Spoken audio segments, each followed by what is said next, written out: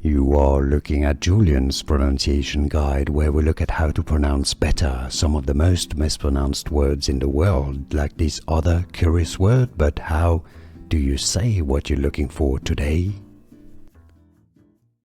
Word pronunciation. Let's break it down. Both British and American English pronunciations are similar here.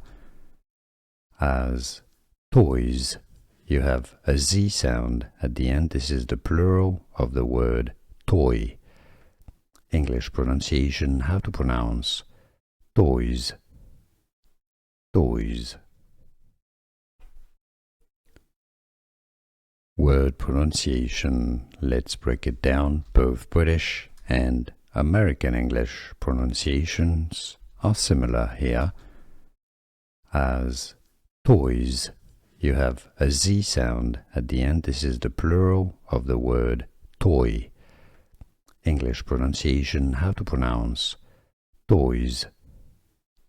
Toys. Here are more videos on how to pronounce more confusing words and names too many mispronounced. Like this video if you found it useful. I appreciate your support. I'll see you soon and thanks for watching.